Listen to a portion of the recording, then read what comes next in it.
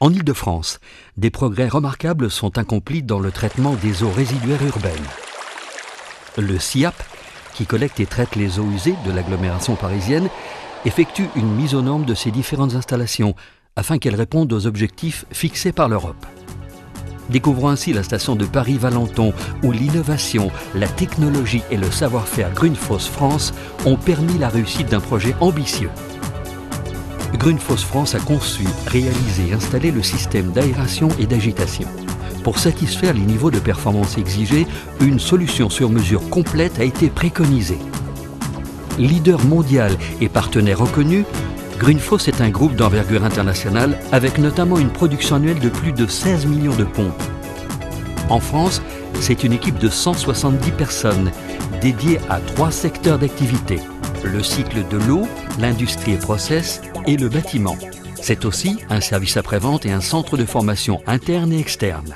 Donc nous sommes sur le site de la station d'épuration de Valenton, exploitée par le SIAP. C'est quand même le plus grand client en France des traiteurs d'eau. Alors le SIAP, syndicat interdépartemental d'assainissement de l'agglomération parisienne, collecte et traite les eaux usées de 8 millions de franciliens dans 5 usines d'épuration, dont la station de Valenton. Sur ce site-là, Degremont est actuellement en train de refaire une mise aux normes des rues. Des rues, c'est la directive européenne sur les eaux résiduaires urbaines, qui impose à l'ensemble des pays de la communauté européenne d'avoir des normes de rejet sur l'eau qui sont plus draconiennes que celles qui existaient il y a encore 10 ou 15 ans. La mise en conformité doit avoir lieu avant juillet 2010, sachant qu'on a commencé les travaux en octobre 2008. Degremont, c'est une entreprise qui a 70 ans cette année, qui a été créée par Gilbert Degremont, qui était au départ un chaudronnier en fait.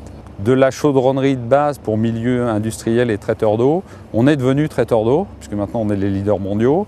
Et puis on fait de l'intégration complète de cycle, c'est-à-dire à la fois de l'eau et maintenant des boues et de l'incinération dont on développe les capacités en interne. Et on est, reconnu sur le marché en tant qu'ensemblier global de concepteurs et de réalisateurs de stations de traitement, alors d'eau usée pour ce qui nous concerne sur Valenton ici, mais aussi de dessalement, de traitement d'eau potable, et plus sur l'international que sur la France, puisqu'à peu près 70% du chiffre d'affaires de Degremont est fait à l'export. Il y avait plusieurs possibilités, dont une qui permettait de réutiliser en fait les ouvrages existants avec un minimum de réactifs supplémentaires sur la station. Donc là, c'était la solution qui apportait le meilleure réponse en termes de développement durable. C'était presque une solution magique parce qu'on reprenait les ouvrages existants et on venait juste, en modifiant juste la diffusion d'air, on arrivait à obtenir des bons résultats. On est sur une station qui fait 2,5 millions d'équivalents habitants, c'est-à-dire un quart de l'agglomération parisienne. Alors, les volumes traités actuellement à l'entrée sont de 600 000 m3 jour et 1 200 000 en temps de pluie. Et les volumes qui seront traités à l'issue de la mise aux normes seront de l'ordre de 800 000 m3 jour et 1 500 000 en temps de pluie, c'est-à-dire pour faire face aux conditions d'orage particulières. Le traitement sur une station d'épuration consiste en 2 phases importantes. La première, le traitement de l'eau, qu'on voit un peu derrière moi, et ensuite le traitement des boues, qui se fait dans une deuxième phase. Le traitement de l'eau, 3 parties. La décantation primaire, qui permet d'éliminer les plus grosses matières en suspension. La seconde, l'aération biologique, qui consiste à nourrir des bactéries de différents types pour dévorer la pollution organique, et ensuite la décantation secondaire qui permet de récolter ces boues formées de conglomérats de bactéries mortes qu'on va traiter ensuite dans une deuxième partie. Le site de Valenton permet de traiter toutes ces boues sur différents profils, soit de la déshydratation par le biais de filtre-presse ou de centrifugeuse, de la digestion qui est la fermentation de boue à une température de 37 degrés qui nous permet de libérer du méthane, gaz qui est récupéré pour faire fonctionner les sécheurs principalement. Sécheurs qui nous produisent des granulés de boue séchée qu'on réutilise sur un pyrolyseur ou sur des fours d'incinération dits autothermiques. Et l'énergie de ces fours est récupérée par le biais d'une boucle d'eau chaude qui permet de chauffer les digesteurs. Ainsi, la boucle est à peu près bouclée. On a une station qui est faiblement énergivore sur le site de Valenton à cause de ses caractéristiques. Minova, ça veut dire mise aux normes de la station de Valenton. Les enjeux sont essentiellement liés sur l'amélioration globale du traitement de l'eau sur le site pour la partie, j'allais dire, ancienne de la station, c'est-à-dire V1, qui date d'il y a 25 ans. Le traitement consiste à enlever tous les équipements existants dans les bassins biologiques de V1 et refaire complètement la géométrie des bassins en utilisant la technologie Grundfos d'agitation-diffusion d'air pour permettre d'améliorer le procédé, notamment l'élimination de l'azote global, qui est, j'allais dire, le point le plus prégnant de la directive européenne. Le job, c'est la réhabilitation complète de 4 bassins en termes de système d'aération et de ce qu'on appelle l'agitation. Le site de Valenton est un site particulier puisqu'il propose sur la même surface de 80 hectares dédiés à l'épuration l'ensemble du process de ce qu'on sait faire sur le traitement d'eau, c'est-à-dire le traitement biologique et ensuite le traitement des boues, puis les phases finales d'incinération, le tout agrémenté d'une désodorisation complète de la station et d'un réseau complet de récupération d'énergie par le biais d'une boucle d'eau chaude et des différents incinérateurs qui existent. Historiquement, Grundfos est connu surtout pour les pompes chez De Grémont et un peu pour l'agitation, pas vraiment sur la diffusion d'air. On a fait appel à eux pour donc, ce que je vous ai expliqué, un clé en main sur les bassins d'aération, à l'aune de l'expérience de ce qui avait été fait sur les stations de Milan, à la fois Nozedo et San Rocco, sur la diffusion d'air, pour le compte de De Grémont déjà, et qui avait donné un réel succès. Une simulation de flux par la mécanique des fluides numériques nous a permis d'obtenir un positionnement très différent de ce qui se faisait auparavant, parfois à l'inverse du flux, et qui nous a permis d'avoir des performances épuratoires excellentes. Le fait d'avoir cet outil de modélisation complète bassin nous a permis de leur faire une présentation complète de ce qu'on allait leur installer, de comment gérer les flux, comment les mélanges allaient se faire. Ça nous a donné une bonne idée de ce qui pouvait se passer et donc nous, de notre côté, améliorer un peu, j'allais dire, le positionnement des raquettes d'air et puis de faire en sorte que notre mélange soit bien homogène et qu'on ait une intégrité complète du traitement au sein du bassin. Et donc, pour les exploitants, d'avoir des économies d'énergie puisqu'on arrive à faire des automatismes beaucoup plus précis et de savoir, j'allais dire, donner de l'air à nos bactéries seulement quand elles en ont besoin et pas en trop, et pareil pour l'agitation. Donc c'est de l'optimisation. L'avantage de Grundfos en clé en main sur cette partie-là, c'est qu'il maîtrise à la fois la partie agitation et la partie diffusion.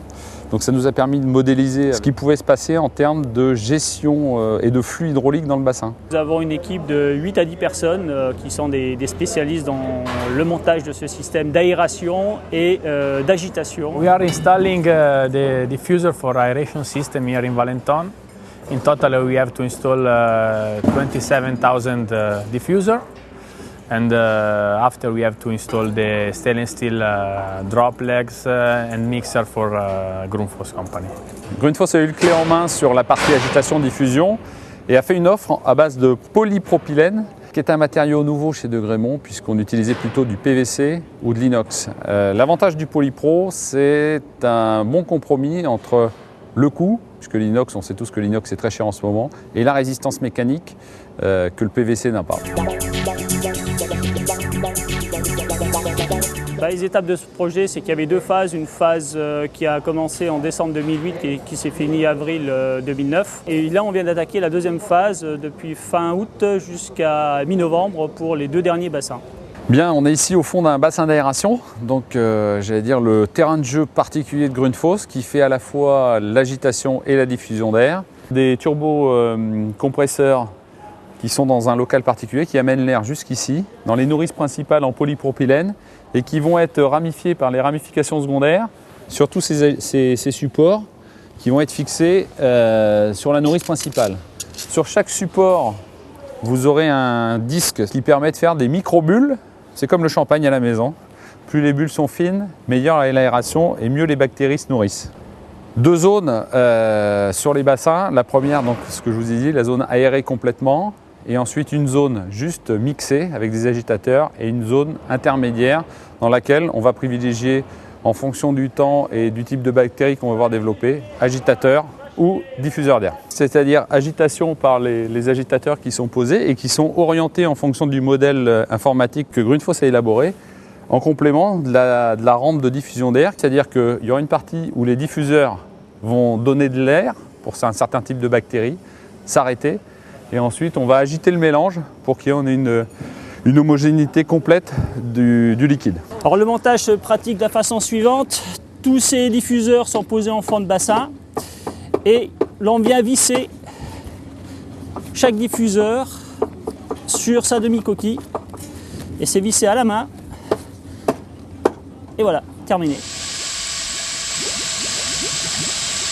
On voit le détail du clapet anti-retour qui monte et qui descend. Et qui vient donc dans le diffuseur en complément de cette partie qui n'est pas perforée. Double sécurité, non perforation, clapet anti-retour et aux extrémités le permacaps qui bute.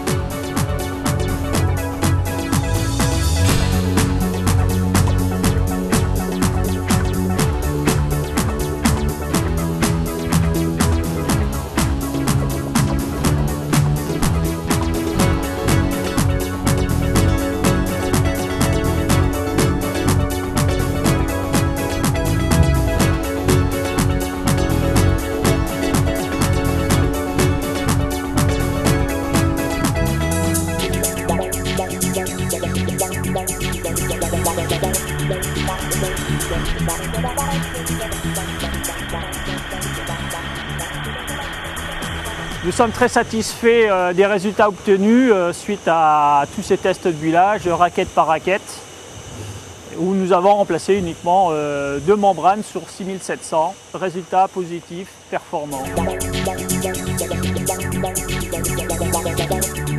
Le contrat d'entretien consiste à maintenir en état l'ensemble des agitateurs et les membranes.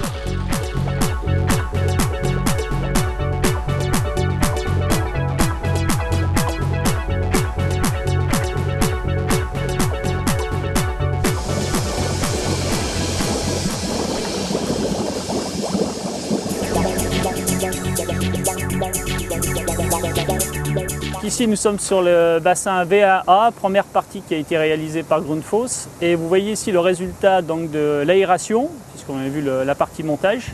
Et voilà ce que ça donne. Donc, en surface, on revoit monter effectivement les bulles. Et vous voyez que ce mouvement est vraiment très linéaire et très dispersé et conforme à ce qui a été demandé par notre client. Donc, dès la mise en route de V1A, qui s'est faite dans le credo imparti de planning qui était très contraint, le SIAP a été très content des résultats puisqu'on a atteint directement les normes finales de rejet pour lesquelles on avait un certain temps, c'est-à-dire 2 mois, pour faire nos réglages et en 1 mois, on a atteint les normes voulues.